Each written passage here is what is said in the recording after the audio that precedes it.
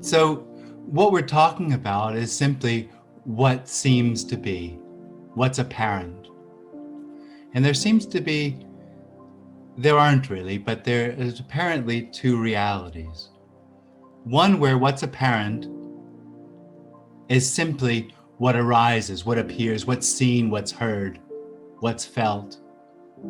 And that's a simple happening. It's immediate.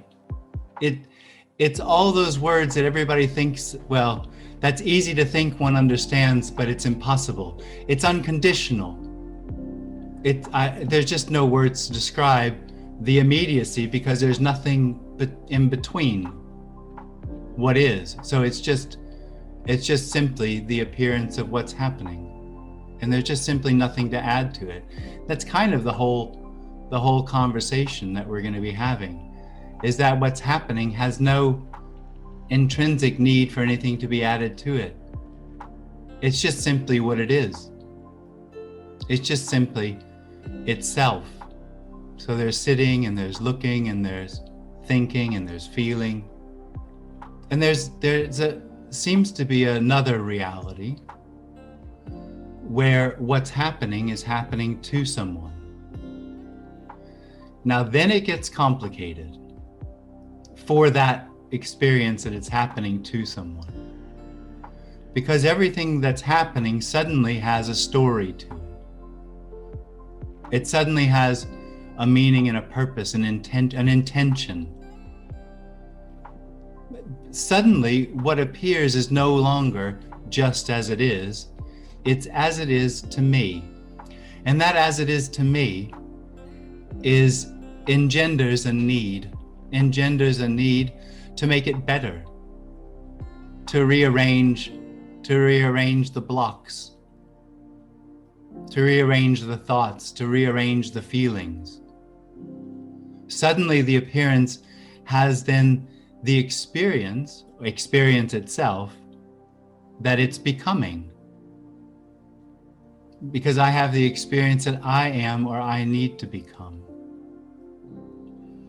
And the simple immediacy of what is, which is unconditional, fill in the blank, love, freedom, seems to be lost.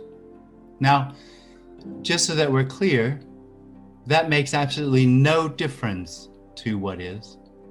That there's this apparent separate reality that arises within the unspeakable, having the experience that something needs to happen, doesn't change a thing, has no effect on the fact that it already is what it is and isn't. We're not on a path. It really can only point to the fact that there isn't a path. That the need to change as far as me becoming is an illusion that arises out of the experience that what's happening is separate. And we're not talking about me becoming one with everything. We're talking about that the experience itself is separation. The experience itself comes out of the experience that I am. And that experience is complicated. It has a whole tale surrounding around me and my story of becoming. So we're not actually going anywhere. There isn't anywhere to go. I guess I could say that what we're talking about isn't something anybody could possibly want. It's not separate from what is, so it couldn't possibly be wanted. Everything that's wanted is something else. It's somewhere else. It comes out of the experience that something needs to happen. And what we're talking about here is not going to confirm or support that in any way. Because it's seen that this as it is and isn't, in a sense, is truly what's longed for. Of course, it's not longed for by anyone. And it's unwantable because it's the end of experience. Because there's no real experiencer. The experiencer in the whole complicated experience of my life is a dream. Hey, Jim. Hey, Boomer. First, thank you very much. There's something very profoundly different about watching a video of yours and participating in this. Yeah. There's some sort of a very different shift, and I was noticing that I had a long drive, and I just got done with that drive, and I noticed on the drive that I was having like these really nervous reactions and these really sweaty palms. Yeah. And it's not because I'm nervous about this, because I do this all the time. And I realized that I felt like I was going to my death. It felt like there was something that I was being drawn to that I couldn't prevent. And yet somehow it was going to be the end of something. There was something terrifying about it. And I've noticed that it's this almost this schizophrenic,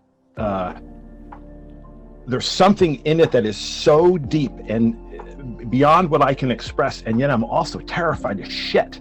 Yeah. I realize that there's something that there's nothing to hold on to. There aren't any handholds left. Yeah. And every time I reach for a handhold, it just falls. And I feel like I'm falling with it. And yet somehow in that falling, there's something exhilarating as well. Totally. And so I both love this and love your message, and I hate it. Yeah. Because it's just scaring the crap out of me. Yeah. So I had this question. So in the same way you can't say what you are, you also can't say what you're not. So the whole neti thing is really only another way of reinforcing what you're trying to get away from. Oh, totally. Ah, really? Because both of them include you. Right. So even saying what you aren't. Yeah. So you can't say what you are, and you can't say what you aren't. There isn't a you. Because there's no right. Yeah. Or I suppose you could get around it by saying one. It can't be said, but that's just a way of couching that there's actually a me there asking the question. It can't be said that what one is or what one isn't. No, but that's not what we're saying. We're not saying there's an I that can't be identified. We're saying there's no one looking out of those eyes. And this is the whole spiritual bypass thing that keeps coming up. So what about accountability and responsibility? Yeah, there isn't anyone to be accountable. Right. So even now, or even in a perceived past, in an event that I'm perceiving now, which in a way it's not that it never happened, it's only that each moment is complete in itself. Well, right? The completeness is that there isn't a moment, and there isn't any accountability because no one did whatever happened in the past. Right. So if there's someone seeming to hold the you that you think that they think you are accountable for something in the past, yeah, and they bring it up to you seemingly in the present, yeah, and say, well, dude, what about that? Yeah. Aren't you accountable for that? And if you don't take accountability for it, then that's seen as spiritual bypassing. That you're using spirituality as a way to go. But now you're putting into practice what we're talking about. This isn't, we're saying actually that there isn't a relationship. So there isn't anybody else that you could possibly speak to. If you're speaking to someone and saying you're not responsible, that's trying to apply what we're saying here. And what we're saying here isn't applicable. Oh, okay. Yeah, it's like trying to mix rules of different games that just don't. Yeah. Well, and nobody's doing that either. So that to me, a separate experience is in a way desperate. And so even though it understands or knows that this can't be applied, it will apply it if it sounds good. if it's like useful to the individual. That's right. If it works, it'll try to apply it. Right. It's like, what's in it for me? That's right. A better experience. I mean, to be fair, that's all the experiencer has, is the hope for a better experience. Right. And I suppose even the hope for no experience is still the hope for a better experience. Well, you can't hope for no experience. That's the denial of no experience. Right. So no experience isn't something that's going to happen to you. Because there's no one there for it to happen. Exactly. When that dream stops, what's realized is there never was anyone to have an experience. It didn't happen.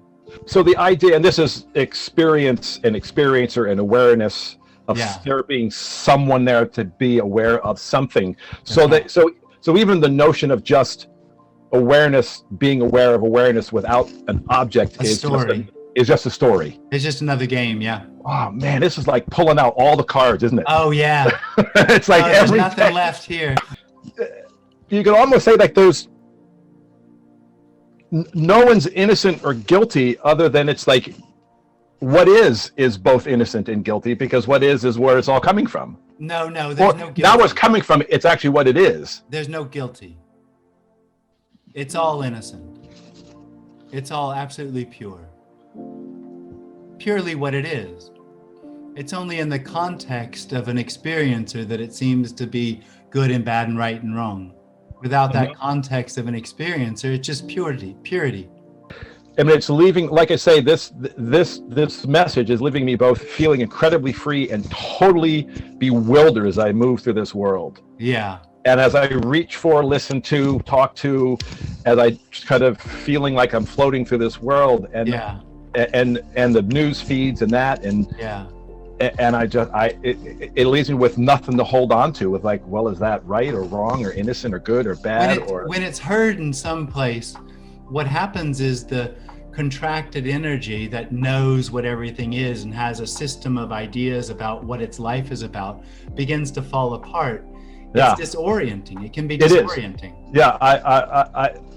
I find I just wake up and I'm like, I guess I'll just go do something. I don't know.